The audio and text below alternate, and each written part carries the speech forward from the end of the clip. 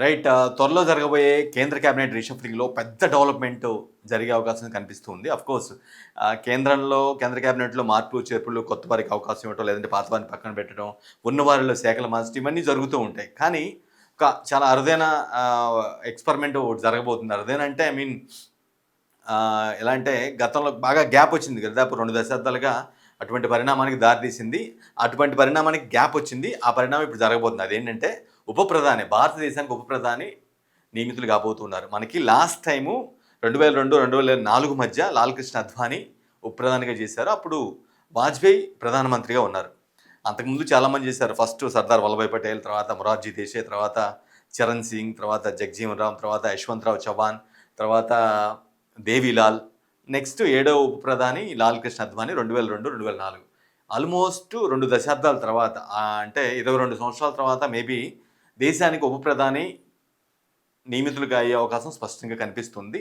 దాని తాలూకా ఒక ఆధారం కావచ్చు, ఒక వైసీపీ మాజీ ఎంపీ, వైసీపీ మాజీ కీలక నేత ఎవరైతే ఉన్నారో విజయసాయి రెడ్డి, ఆయన ఒక ట్వీట్ చేశాడు. ఆ ట్వీట్ సారాంశం ఆల్మోస్ట్ అవబోతున్నారు, ఆయన అమిత్ షా ఉప ప్రధాని కాబోతున్నారు, ఆయనకి విషెస్, ఆయన సమర్థుడు, అర్హత ఉంది అని చెప్పేసి ఆయన ఒక ట్వీట్ పెట్టడం కూడా చర్చనీయాంశంగా మారింది. సో ఉప ప్రధాని విషయానికి వచ్చినట్లయితే ఉప ప్రధానికి భారత రాజ్యాంగంలో ప్రత్యేక స్థానం అంటూ ఏముండదు. కేవలం ప్రధానమంత్రి, ఆయన వ్యక్తిగత ప్రధానమంత్రి నిర్ణయంతో అది ఆ పదవి ముడిపడి ఉంటుంది. సో ప్రధానమంత్రికి ఇష్టమైతే ఆ ఉప ప్రధాని నియమించుకోవడానికి అన్ని ఆస్కారాలు ఉంటాయన్నమాట. సో ఇది భారత రాజ్యాంగంతో వీటితో సంబంధమే ఉండదు. సో అందుకే చాలా తక్కువగా, అంటే దేశం మనకి స్వతంత్రం వచ్చి ఆల్మోస్ట్ 77 సంవత్సరాలు దాటినప్పుడు కూడా మనకి ఏడుగురు మాత్రమే ఉప ప్రధానులుగా ఉన్నారు. అది ఖచ్చితంగా మస్ట్ అనేం కాదు. బట్ నియమించుకునేది ప్రధానమంత్రి, ఎవరైతే ప్రధానిగా ఉంటారో ఆయన యొక్క వ్యక్తిగతం, లేదంటే ఆయన యొక్క ఇష్టపూర్వక నిర్ణయం అయితే అది జరుగుతుంది. ఆ ప్రాస్పెక్ట్లో ఇప్పుడు ప్రస్తుతం హోంశాఖ మంత్రిగా ఉన్నటువంటి అమిత్ షా ఉప ప్రధాని అయ్యే అవకాశం స్పష్టంగా కనిపిస్తుంది. సో ఆయనకి ఎందుకు ఇచ్చే అవకాశం ఉంది అనేది నేను వివరిస్తాను. ముందు ఈ ఉప ప్రధాని అవ్వబోతున్నారని చెప్పి ఎవరైతే లీక్ ఇచ్చారో విజయసాయి, ఆయన ట్వీట్ గురించి ఒకసారి చూద్దాం. చూడండి ఇక్కడ Vijayasai tweet. If reports that Honorable Home Minister Amit Shah ji will be appointed as the Deputy Prime Minister in the upcoming cabinet reshuffle are true, it would be a welcome decision in the national interest.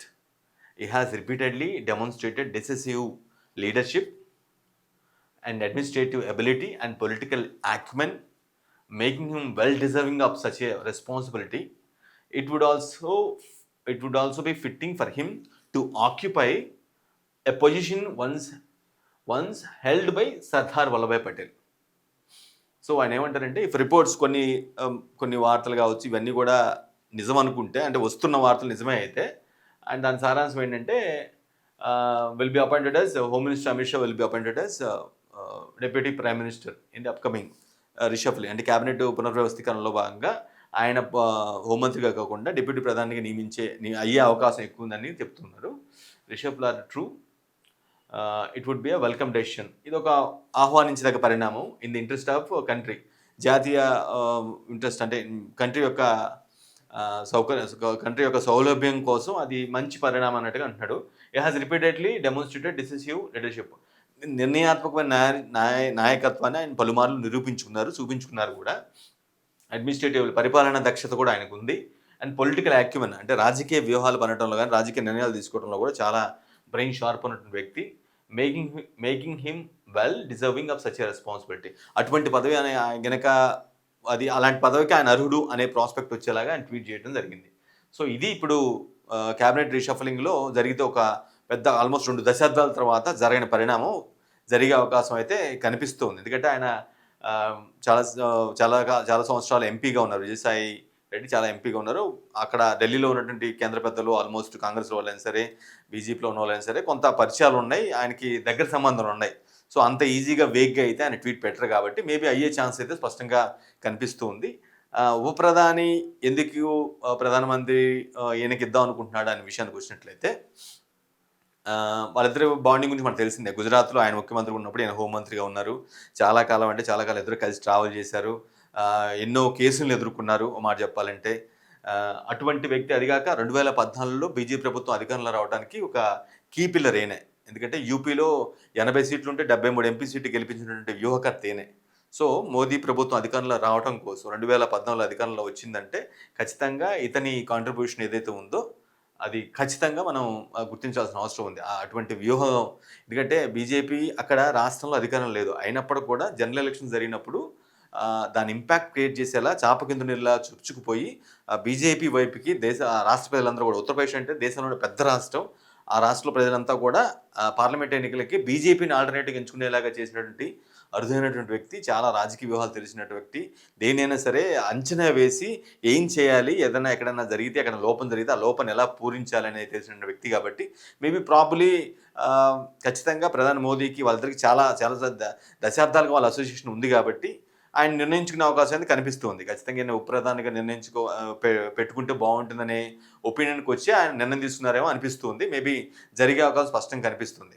2014లో పెద్ద విజయం తీసుకొచ్చి కేంద్రంలో BJP ప్రభుత్వాన్ని పెట్టినప్పుడు కూడా ఆయన అప్పుడు ఇదేం కాలేదనమాట. అంటే క్యాబినెట్‌లోకి రాలేదు. 2019 నుంచి వచ్చారు. 2019 నుంచి ఈయన క్యాబినెట్‌లో ఉన్నారు. హోం మంత్రిగా కొనసాగుతున్నారు. ఇప్పటికి కూడా స్టిల్ హోం మంత్రిగా కొనసాగుతున్నారు. అంటే ఇక 2014 కావచ్చు, 19 కావచ్చు, 24 కావచ్చు ఖచ్చితంగా బీజేపీ విజయంలో మాత్రం మిగతా వాళ్ళ మిగతా వాళ్ళు కూడా ఖచ్చితంగా పెద్ద పెద్ద నేతలు కష్టపడే ఉంటారు. బట్ ఈయన బ అమిత్ షా యొక్క ప్రాధాన్యతను గాని, లేదంటే ఆయన వ్యూహాలను మాత్రం ఎట్టి పరిస్థితులుగా హై రేంజ్‌లోనే ఉంటాయి. ఆయన వాటిని తక్కువ అంచనా ఎయలేము. సో, ఖచ్చితంగా వాళ్ళిద్దరికి ఉన్నటువంటి బాండింగ్ నేపథ్యంలో వాళ్ళిద్దరూ ఒక అండర్‌స్టాండింగ్‌లో ఉంటారు ఇద్దరు గూడా. మోదీ, అమిత్ షా అనేవాళ్ళు. వాళ్ళిద్దరిని విడదీయలేని బంధం అని కూడా చెప్పుకుంటూ ఉంటారు. సరే ఆయనేమో మ్యారేజ్ అయిపోయినప్పటికి కూడా బ్యాచిలర్‌గా అలా ఉండిపోవాల్సొచ్చింది. అది వేరే విషయం. ఈయన మ్యారీడ్, ఇద్దరు పిల్లలు గూడా ఉన్నారు. అది వేరే విషయం. సో, వాళ్ళిద్దరి బాండింగ్ అంటే మేబీ రాజకీయంగా వ్యూహాలు గావచ్చు, లేదంటేనేమో విజయం పట్ల వాళ్ళిద్దరికి ఉన్నటువంటి ఆకాంక్ష గావచ్చు, ఇవన్నీ గూడా ఇద్దరికీ సేమ్ ఈక్వలెంట్‌గా ఉండే అవకాశం స్పష్టంగా ఉంది. అందుకే మేబీ ప్రధాని తర్వాత ఉప ప్రధానే గదా అన్న ప్రాస్పెక్ట్‌లో అమిత్ షా అయితే బావుంటుందనే ఉద్దేశంతోనే ఆయన నిర్ణయించుకున్నాడనేది స్పష్టంగా అర్థమవుతుంది. ఈ ఈ వస్తున్నటువంటి వార్తలకి విజయసాయి రెడ్డి గారు చేసినటువంటి ట్వీట్ ఏదైతే ఉందో అది మరింత ఊతమిస్తుంది. సో, ఇదొక ఖచ్చితంగా ఒక జరగబోయే పరిణామంగానే స్పష్టంగా అనిపిస్తుంది.